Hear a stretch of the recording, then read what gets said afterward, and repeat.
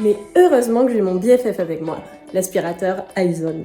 Il aspire, lave, désinfecte le sol et les tapis, les plafonds aussi, la vaisselle, enfin voilà. Vous en avez marre des gens qui vous vendent n'importe quoi, des publicités mal ciblées, ou des aspirateurs, des aspilaveurs, ou je sais pas quelle connerie? Vous êtes au bon endroit, car moi je n'ai rien d'artificiel à vendre. Je suis 100% naturel, car ma montre, elle est en bois. Composée d'une bûche et d'un caillou, les montres Holzkern sont le parfait équilibre entre le style et la nature. Ah et moi j'aime bien ça, ça me permet de savoir quoi faire là des restes de chantier. Tout ça c'est de la pierre. Née dans un petit village autrichien, l'entreprise Holzkern est la première marque associant bois et roche pour créer montres et bijoux. Plus de 800 modèles sont disponibles sur le site pour tous les prix et tous les genres. Chaque modèle est unique puisque les matériaux conservent leur marbrure, leurs veines, leurs imperfections pour un rendu pourtant si bluffant. Et en plus j'ai l'heure, et ça c'est quand même pratique quand on vit dans un endroit où il n'y a pas de courant. Si ça vous intéresse, rien de plus simple. Suivez ce lien, profitez de la promo de 15% avec le code LinguisticaE15, et j'ai envie de vous dire voilà, GG, bravo, vous êtes le gagnant, vous êtes le gagnant, vous êtes le gagnant d'un monde vraiment beau. Et ça, j'avais envie de vous le dire. Oh, LinguisticaE fait du dropshipping. Non, ce n'est pas du dropshipping, on a enquêté. Parce que c'est vrai que, bon, l'idée de passer pour des blaireaux qui font du dropshipping, ça nous allait pas tellement, donc oui, on a quand même un peu, voilà. En même temps, ce serait complètement con de dropshipper les branches, non? Je suis vidéaste, c'est-à-dire que je fais des vidéos, vous êtes d'ailleurs devant l'une d'elles. Mais en tant que tel, suis-je auteur, influenceur, créateur, suis-je un talent comme on l'entend parfois également? Ce débat, il a de prime abord qu'assez peu d'intérêt. Pour la plupart des gens, cette question ne se pose pas vraiment puisqu'elle n'est pas centrale dans leur vie. Mais voilà, moi, je suis vidéaste. Et tout ce lexique qui émerge et qui sert à nous catégoriser, il n'est pas neutre et il me concerne directement. Faut dire que depuis les débuts même de la vidéo en ligne, le terme désignant les créateurs a été un terrain de combat et de réappropriation. Très rapidement, la plupart des acteurs médiatiques ont utilisé le mot youtubeur. Un mot qui allait bien à YouTube d'ailleurs, qui vivait sa meilleure vie après avoir éliminé ses concurrents WattTV ou Dailymotion sur le créneau de la vidéo unitaire à consommer en ligne. De fait, alors beaucoup de créateurs du net se sont levés pour combattre cet appellatif alors considéré comme réducteur et aussi intimement lié à une plateforme et une entreprise dont beaucoup contestaient l'orientation et les choix. À ce moment, le terme vidéaste, mot valise composé de vidéo et cinéaste, s'est fait une place parmi les créateurs qui ont lutté pour en imposer l'usage. En réalité, le mot existait déjà avant Internet, au moins depuis les années 80, quand les plus vieux d'entre nous dégainaient leur caméscope et leur bande VHS pour monter leur film amateur. Le terme vidéaste, il a seulement fait peau neuve en suivant les nouvelles manières d'appréhender la vidéo. Autre atout qui a probablement joué dans son succès, le terme n'apparaissait pas particulièrement chargé sémantiquement, c'est-à-dire qu'il n'était ni trop péteux, ni trop dégradant. Dans le même temps, les plateformes concurrentes à YouTube, qui n'avaient pas encore rendu leur dernier souffle et qui espéraient un retour en force, ont aussi tenté d'imposer leur lexique. C'est le cas de Dailymotion, là où tout avait commencé pour beaucoup, qui avait tenté un comeback en finançant ou en achetant l'exclusivité de certains programmes. On citera par exemple Chroma, les saisons 1 du Vortex ou encore certaines vidéos de Dave Shake. Ce retour de Dailymotion n'a pas pesé lourd dans l'évolution lexicale du milieu. Mais on notera quand même qu'au lieu d'œuvrer pour l'émergence et la consolidation d'un terme comme vidéaste, pour s'éloigner du terme youtubeur associé à leurs concurrents, Dailymotion a tenté plutôt d'imposer son propre terme, motion maker. Une bataille perdue d'avance, évidemment, puisque cet anglicisme est difficilement identifiable et compréhensible en tant que tel, et il était la cible de moqueries de la part des créateurs. Pourriez-vous me parler du métier de youtubeur? Alors non, ça ce n'est pas possible parce que moi je suis motion maker. Ça n'a mais rien à voir. Toi et moi, faut qu'on fasse une collab parce que un tel sujet. Nous, on a une vraie identité à part. On ne fait pas vraiment dans le mainstream, nous en fait. On est underground, on est sous les radars. Bon après, motion maker, voilà, je ne vous lance pas la pierre. C'est vrai que je suis aussi autre chose. Je ne suis pas que motion maker. Je suis aussi Vimeo-auteur. Pour mes courts-métrages, évidemment, puisque je suis sur Vimeo. Et puis, comme faut bien bouffer, quand vous commencez, vous savez, c'est compliqué. Du coup, je suis devenu Elsace 20h, puisque je travaille sur la chaîne Elsace 20. Vous savez, la chaîne régionale alsacienne. Le terme youtubeur est encore en expansion, mais dans les corpus, son utilisation reste finalement minoritaire par rapport au terme vidéaste qui connaît une nouvelle percée dans l'usage depuis 2014. Et c'est probablement en lien avec l'émergence de la création vidéo sur Internet. L'apparition du terme youtubeur comme terme générique pour désigner la création vidéo sur Internet était de toute façon compromis à long terme avec l'apparition d'autres plateformes. En 2014, la vidéo courte ou le stream n'avait pas encore autant la cote, et on ne présageait pas l'arrivée de TikTok, Twitch, et même Facebook ou Instagram sur ce secteur, et encore moins leur uniformisation en termes de ligne éditoriale. Aujourd'hui, une vidéo peut être postée sur chacune de ces plateformes, en horizontal ou en vertical, en format carré, le tout par un même créateur qui privilégiera dans son modèle économique plutôt l'une que l'autre. Lexicalement parlant, aujourd'hui, la spécialisation des termes du métier de la vidéo en ligne s'axe donc davantage sur les façons de produire du contenu que sur la plateforme où on le poste. Et c'est logique. C'est une question de clarté et d'identification, c'est plus simple. Aujourd'hui, la principale différence lexicale en termes de production de contenu vidéo oppose le vidéaste, un créateur de vidéos unitaires, et le streamer, un créateur de vidéos diffusées en direct. Mais comme beaucoup de créateurs youtubeurs ont de plus en plus tendance à être multitâches, multiplateformes, multi-contenus, cette opposition n'est là aussi pas toujours pertinente. Les vidéastes ont investi Twitch avec d'autres manières de faire du direct, alors que les streamers exploitent YouTube pour y proposer des best-of unitaires de leurs performances passées, si bien qu'il n'est là aussi pas toujours facile de savoir à quelle tête doivent correspondre quelles casquettes. Pour cette raison, de nouveaux mots se sont invités pour désigner le gros paquet commun que l'on forme. Et ces mots, comme ils émanent aussi d'un besoin de simplifier notre écosystème auprès d'un public qui ne le connaît pas, ils viennent de l'extérieur. Les termes talent ou créateur se sont rapidement invités au bal pour généraliser notre travail et mettre en relief l'activité artistique, souvent dans un but de vendre cette activité à d'autres secteurs qui y sont économiquement connectés. Ça, on le voyait bien dans le nom du Network Talent Web, une sorte de régie publicitaire du côté marketing ou de la pub, dans le CNC Talent pour le financement des vidéos écrites, et on avait aussi toute une série de producteurs, d'agents ou de boîtes de communication qui utilisaient le mot Talent Manager, qui semblait bien plus vendeur lorsqu'ils cherchaient à nous démarcher par mail. Alors moi, à l'origine, j'avais un BTS marketing. Alors du coup, quand j'ai gradué, je me suis lancée en indépendante. Faut savoir bouger avec son monde, vous savez. Je comptais pas rester sur le quai pendant que le train de la vie partait destination to the success. Et c'est comme ça que je suis devenue Incubator of Talent Manager. Je travaille avec tous les gens qui travaillent avec toutes les stars de YouTube. Tu connais Duck in Style? Vous faites quoi exactement ? Bah c'est moi qui... Enfin, please. Anyways, no need to make it lesson. Souvent, le terme talent se confond avec la locution créateur de contenu, qui connaît un certain dynamisme actuellement. Mais voilà, il y a tout un tas de créateurs que l'on ne fait pas nécessairement rentrer dans la catégorie talent. Et il y a aussi des créateurs qui ne sont pas forcément des vidéastes. D'un point de vue marketing, la définition par voie mouvante et changeante de tel ou tel type de profil qui œuvre sur tel ou tel réseau social, ce n'est pas forcément pratique, voilà, tout simplement. Il faut un terme qui fait vendre. Alors, pour désigner toute personne qui a une communauté sur Internet, à vendre auprès des marques, ou à qui vendre des produits au nom de ces marques, et ça, peu importe comment ou à quel niveau, eh bien on a le formidable mot influenceur qui a fait son arrivée. Salut jeune influenceur, j'ai une marque d'aspirateur là qui m'a contacté, ça t'intéresse? Bah tu sais, juste une intègre en début de vidéo, genre 60-90 secondes, tu vois. Ouais, c'est ça, ouais. Ah, tu fais pas de vidéo? Bah alors un stream d'1 heure, ou genre tu nettoierais ton bureau de crado là, tu vois. Bon, et Insta, t'as du monde, non? Ouais, 3 stories, on n'en parle plus franchement. Ouais, on fait ça comme ça, ouais. Salut, ouais, ciao. Puceau. Ce terme influenceur, il a vraiment la cote et pourtant il ne fédère pas. La raison est assez simple, il désigne avant tout une personne qui exerce une influence sur son audience. Une influence qui est mise à profit économiquement. De fait, peu importe le contenu proposé par un créateur, sa production ou même sa position vis-à-vis de son activité ou de sa communauté, le terme influenceur réduit son rôle à celui qui vend son image à un tiers pour en tirer profit. Alors c'est évidemment un mot très en vogue dans le secteur de la publicité, mais aussi dans notre propre secteur puisqu'il a été adopté par les plateformes elles-mêmes. Ça, c'est énervant. Et en bout de chaîne, eh bien, ce terme est ensuite relayé par les journalistes et les acteurs médiatiques. Première question, quel est l'âge moyen d'un influenceur? Est-ce 29 ans? Est-ce l'autre? Sauf que bon, la plupart des vidéastes que je connais, ce qui inclut surtout des vulgarisateurs, eh bien, ils rejettent ce terme, qu'ils jugent dégradant, réducteur ou mercantile.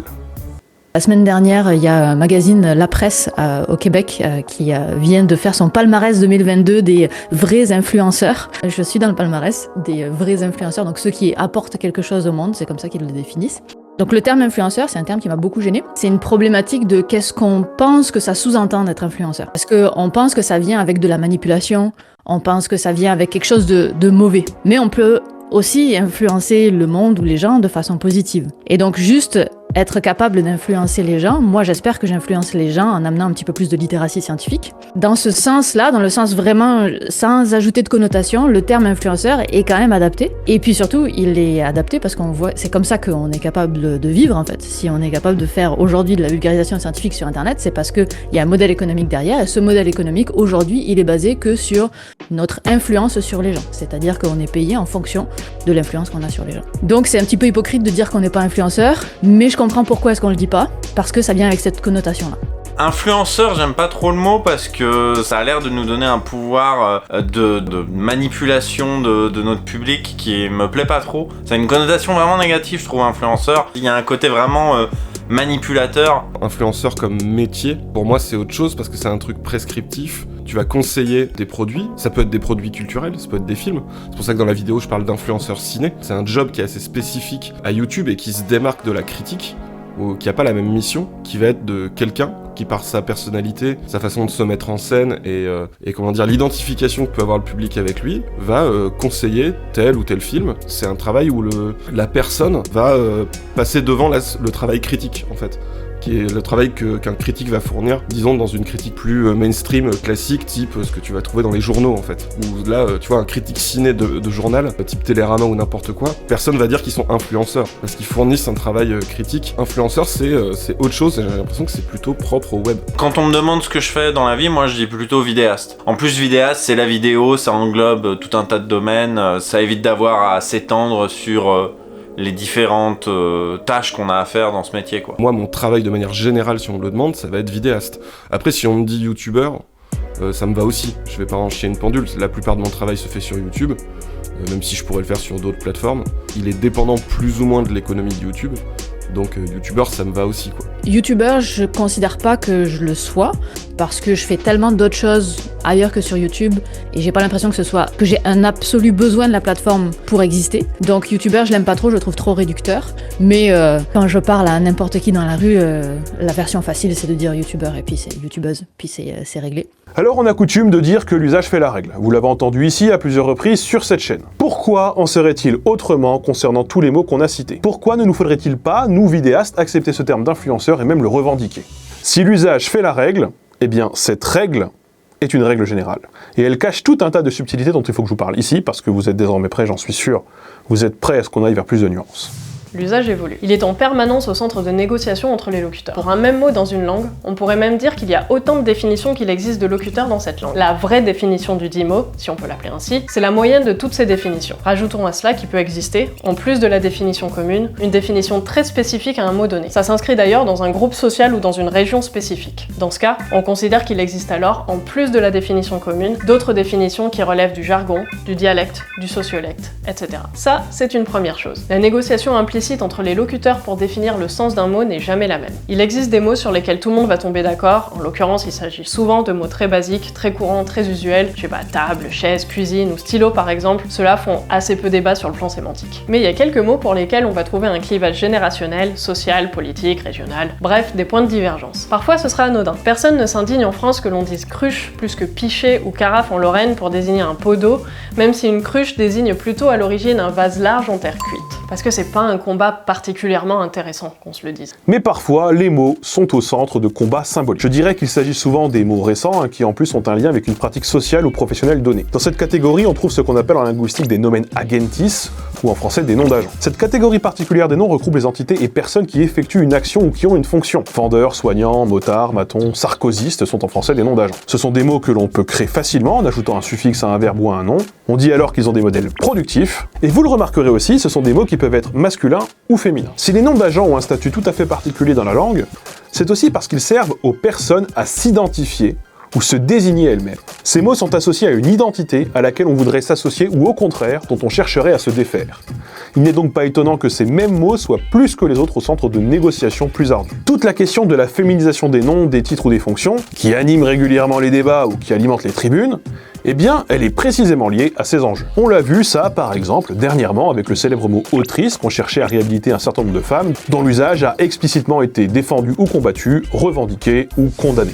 Et il se trouve que les termes talent, créateur, vidéaste, influenceur ou youtubeur rentrent eux aussi dans la catégorie des noms d'agents. Ce sont aussi des mots récents, ou en tout cas ayant acquis un nouveau sens, qui viennent désigner de nouvelles réalités et qui n'ont pas encore de définition qui fasse totalement consensus. C'est pour cette raison qu'il existe alors plusieurs mots en concurrence qui s'entrechoquent et qui s'affrontent sur le terrain de l'usage. Chaque mot transporte avec lui des nuances, une représentation particulière du réel et même une orientation politique. De fait, leur choix aujourd'hui n'est pas tout à fait neutre. Préférer youtubeur, vidéaste, talent ou influenceur pour désigner une personne ne fait pas appel aux mêmes imaginaires. Tant que le sens de chacun ne sera pas clairement identifié, ou tant que l'un n'aura pas triomphé des autres, l'usage de l'un ou de l'autre sera un combat, la langue un champ de bataille. Au milieu de cette lutte, les personnes qui se trouvent désignées par un terme plutôt que l'autre ont toute la légitimité de ne pas trouver cela juste ou approprié, et de se jeter dans la mêlée pour faire gagner leur vision sémantique. Pour résumer, donc, l'usage fait la règle, et ce sont les locuteurs qui collectivement décident de la définition d'un mot. C'est effectivement la logique profonde des choses. Mais les locuteurs sont aussi des acteurs sensibles, inscrits dans un cadre social, qui émettent des avis et qui les défendent. Quand alors les mots sont très près de qui ils sont, de leur identité, il n'est pas particulièrement surprenant qu'ils livrent bataille pour imposer un terme plutôt qu'un autre, en mobilisant d'autres représentations ou d'autres logiques. C'est ainsi que sur YouTube, le terme vidéaste, parce qu'il a longtemps été défendu et utilisé par les vidéastes eux-mêmes, a relégué le terme youtubeur qui ne désigne plus tout à fait ce qu'il désignait en 2014. Les vidéastes ont réussi à convaincre assez d'acteurs externes, comme des journalistes ou des artistes, pour qu'ils se fassent eux-mêmes relais du terme qu'ils s'étaient choisi afin que celui-là serve de référence. Alors, ça ne veut pas dire que le terme youtubeur est passé de mode, c'est sûr, mais il devient, néanmoins, de plus en plus connoté. Qu'on se le dise, si on se place de la perspective du grand public, ce genre de querelle ou de débat n'a aucune importance. Chaque groupe social a ses luttes lexicales dont tous les autres se foutent éperdument. Le fait que les interprètes refusent d'être appelés traducteurs ou d'utiliser le verbe traduire parce que dans leur corps de métier, l'interprétation relève de la pratique orale et que la traduction relève de la pratique écrite, le grand public s'en fout. Il utilise le verbe traduire pour les deux. Non pas par mauvaise foi, mais parce qu'il n'a pas besoin de maîtriser ce genre de nuances. Car ce qui lui importe, c'est ici l'idée générale de passer d'une langue à une autre. Le fait que les doubleurs refusent qu'on les appelle ainsi, et préfèrent alors comédien ou comédien de doublage, car c'est plus généraliste ou prestigieux, c'est aussi un débat lexical absolument inintéressant pour le grand public, qui cherche juste un moyen efficace de désigner quelqu'un dont la fonction a été de doubler. Et je ne suis pas écrivain, je suis dramaturge. Et au fond, ce n'est pas bien grave que les autres s'en foutent, hein. Chacun son combat, il faut de toute façon d'abord gagner chez soi avant de gagner ailleurs. Et ça, c'est important de bien le comprendre. Et c'est précisément pour cette raison, parce que vous êtes extérieur à tout ça et que ce n'est pas votre combat, que je ne vous casse pas les couilles en vous corrigeant sur la différence langue-langage, par exemple, quand vous venez me voir en convention. Putain, attends, là-bas, je crois que c'était Linguisticae. Linguisticae, Lingui. Putain, j'adore ta chaîne, j'aime tout ce qui touche au langage. Pardon, mais langage ou langue, c'est quand même pas la même chose, hein. Ça, normalement, tu connais ma chaîne, t'as déjà vu, donc tu sais. Enfin, tu vois, ça regarde ma chaîne, et c'est même pas foutu de faire la différence. Hein. Je sais pas, mais la prochaine fois que tu traverses la France, en fait, pose-toi quelle est la bonne question, tu viens me parler, là, enfin, révise bien avant, parce que autant de pauvreté dans les choix des mots, moi, en vrai, j'ai autre chose à foutre, en fait.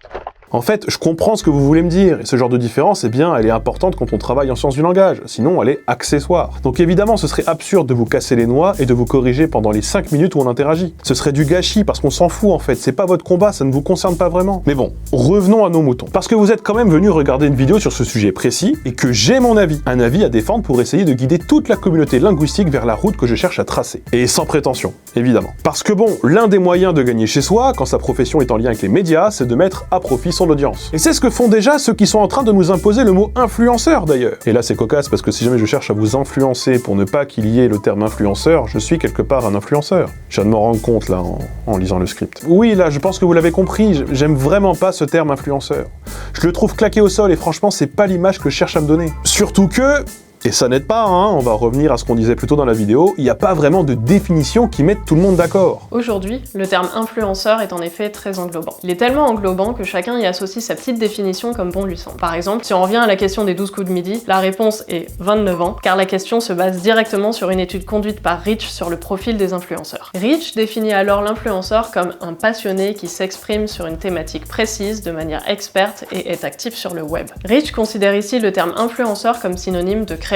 Dans toute cette étude finalement très axée sur les marques ou l'argent, on comprend que le choix du terme influenceur n'est pas anodin et qu'il s'inscrit totalement dans une vision strictement mercantile de la profession. Sur Diplomeo, un site qui conseille et oriente professionnellement, les influenceurs sont définis comme des personnalités qui doivent créer, cultiver et accroître une communauté en ligne la plus conséquente possible, et que leur boulot est de développer sa communauté mais aussi collaborer avec des marques qui font appel à eux. Et j'attire d'ailleurs votre attention sur le fait que marque est écrit en gras. Sur le site e-marketing, dans le glossaire, on y définit le terme influenceur comme quelqu'un capable d'influencer des internautes en modifiant leur mode de consommation, et qui peut ainsi agir en tant qu'ambassadeur d'une ou de plusieurs marques. En fait, j'en ai eu trop marre d'être derrière la caméra. Moi aussi, j'avais droit à mon quart d'heure de gloire. Du coup, je suis devenue Incubated Talent and Own Talent Manager. En fait, je me manage moi-même, au jour le jour, et j'essaye de proposer un contenu original et percutant à mes followers, pour leur partager quelques tips, et surtout, la joie de vivre. Salut mes petits lingouis. Alors aujourd'hui, c'est journée rangement, JPP, vie ma vie, trop de charge mentale. Mais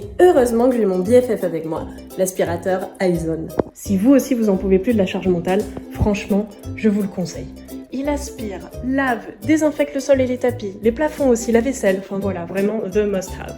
En plus, avec le code KALIAN, vous avez non pas 1 ni 2, mais bien 3% de réduction sur la TVA. C'est pas ouf ça. Mais attention, ce code PEPIT n'est valable que 4 heures. Donc, moi je dis, tout ça vous iPad Pro. Et vous me remercierez plus tard. Autant vous dire que ce n'est pas vraiment la vision que j'ai de mon métier. Mais alors, pas du tout. Pas du tout, du tout, pas du tout, du tout. Un moyen de combattre un mot que l'on n'aime pas se voir attribuer, c'est d'en spécifier l'usage à une catégorie qui ne nous concerne pas. Par exemple, on imagine volontiers un monde où l'on pourrait opposer le terme influenceur à un autre mot qui ferait appel à tout un tas d'autres représentations mentales. Auteur, par exemple. Et c'est la vision que je vais défendre ici. Le terme auteur, qui est très ancien, désigne quelqu'un qui est à l'origine de quelque chose. Dans l'un de ses usages plus spécifiés, il désigne la fonction que l'on attribue à une personne qui écrit des ouvrages, d'art ou de science. Le terme auteur inclut aussi bien l'écriture de script que de scénario, mais aussi le montage vidéo que l'on considère comme étant une seconde écriture. On peut donc être aussi bien auteur de théâtre que de cinéma, d'articles scientifiques que de documentaires. Dans notre milieu, on pourrait résumer l'auteur comme quelqu'un qui propose un contenu préparé et réfléchi, un message ou une vision, ou ayant en tout cas une production artistique ou éditoriale. Toute activité médiatique dépend alors de ces facteurs qui sont essentiels.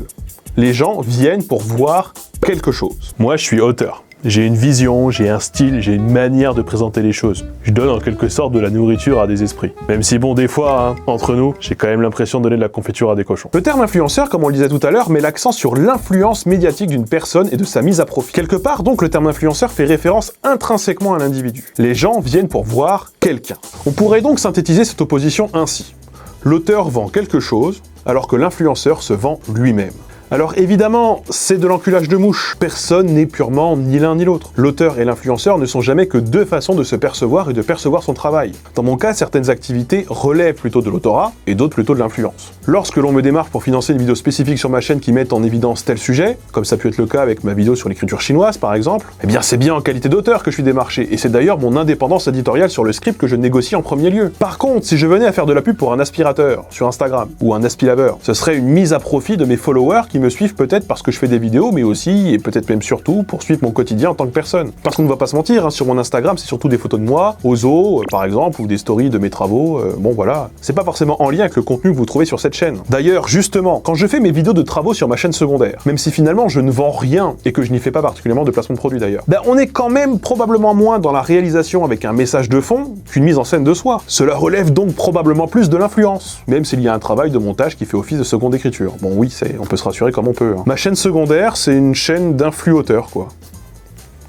C'est pas évident. Pour certaines activités, difficile de placer un curseur sur l'axe auteur-influenceur. Un streamer est-il auteur de son contenu ou vend-il principalement sa personne? Peut-on avoir une vision ou un angle lorsqu'on joue à un jeu vidéo? Le curseur se déplace-t-il alors d'un côté ou de l'autre? Ces questions n'appellent pas une réponse tranchée, mais elles méritent d'être posées. J'imagine que c'est le cœur du modèle économique d'une personne qui oriente les réponses à ces questions. Un vidéaste qui délèguerait l'écriture et le montage pour ne conserver que l'activité de présentateur, et qui dans le même temps profiterait de son audience pour partager en story contre rémunération des colis qu'on lui enverrait, ne serait-il pas surtout un influenceur? Alors non, mais là vous m'insultez en fait. Par contre, auteur, c'est une vision que l'on propose aux autres. Alors moi par exemple, bon c'est vrai que je délègue l'écriture, le montage, le tournage, la gestion des réseaux sociaux et la négociation avec les marques. Mais comme je ne crédite personne, j'ai envie de vous dire, comme je me réapproprie totalement le travail de ces petits auto-entrepreneurs sans ambition, eh bien quelque part je leur rends service, j'embellis leur travail. Ils sont comme une pierre brute et ma chaîne serait une fraise qui viendrait polir, voilà ce joyau. Et donc comme ça, je peux en extraire la beauté, voilà, le plus beau, pour inspirer, pour attirer un nouveau public vers moi, vers ma chaîne. Et j'ai envie de vous dire que cette stratégie, elle est payante.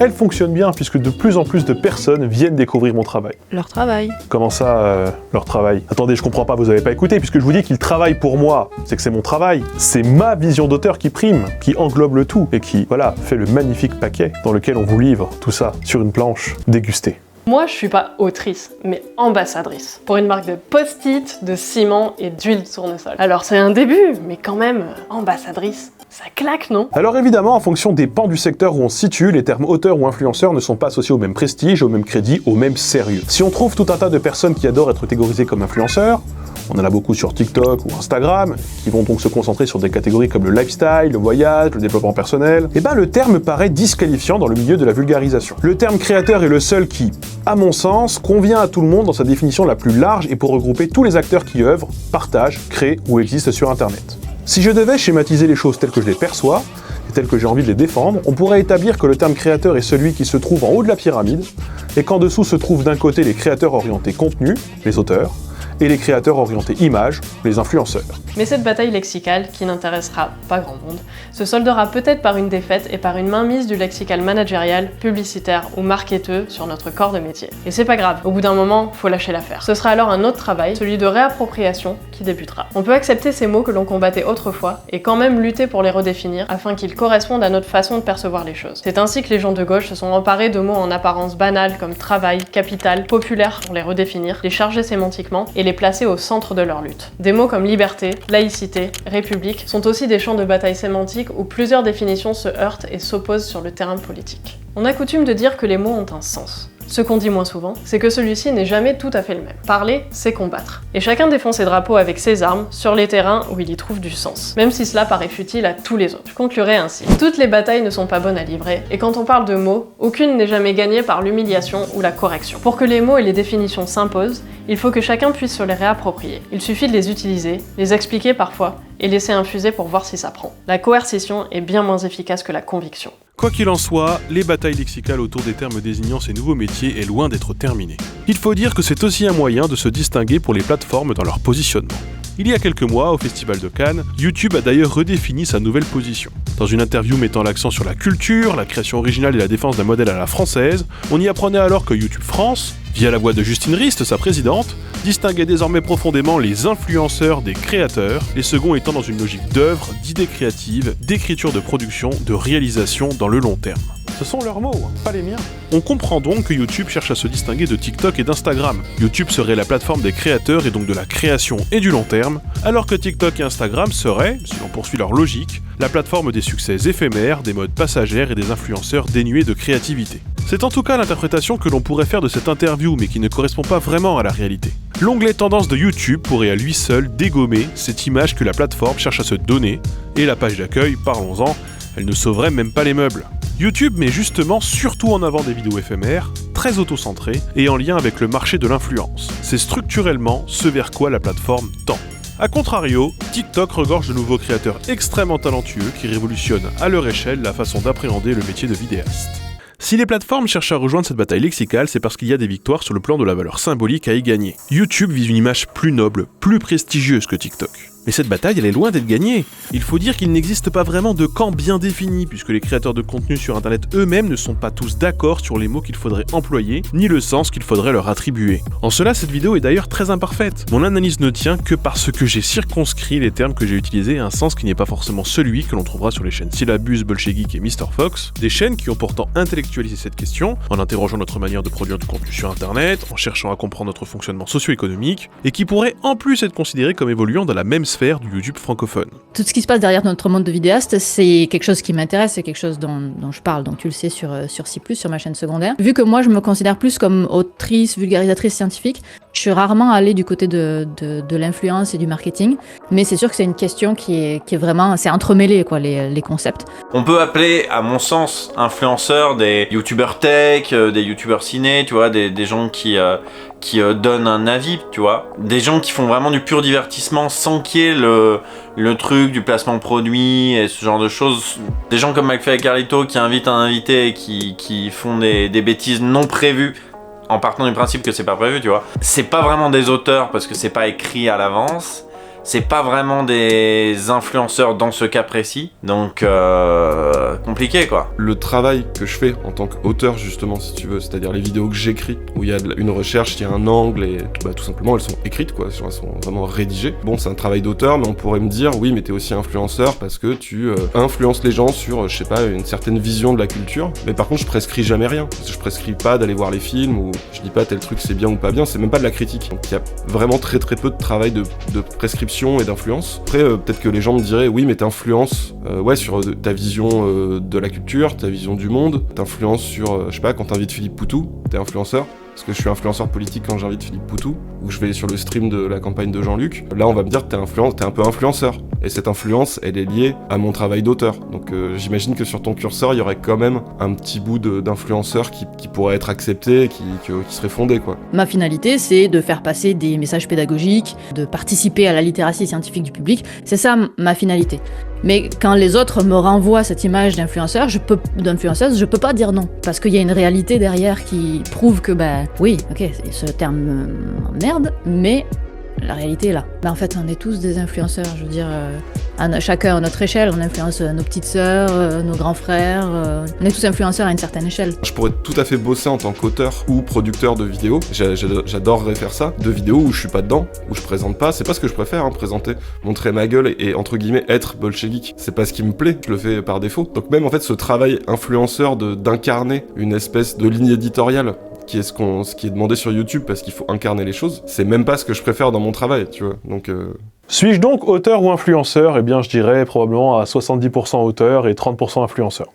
Un truc du genre. Cette vidéo est le fruit de tout un tas de questionnements sur ma propre expérience en tant que créateur, auteur, influenceur, et de comment est-ce qu'on vient à se désigner, vraiment à s'identifier dans un milieu qui est émergent comme celui-là. Et si ces questionnements vous ont intéressé, n'hésitez évidemment pas à en parler en commentaire, sur Discord bien sûr, voilà, tout ce que vous voulez. Et puisque je suis dans le travail d'influence, eh ben n'oubliez pas, Holzkern, de très bons produits, et je ne porte pas ma montre, effectivement.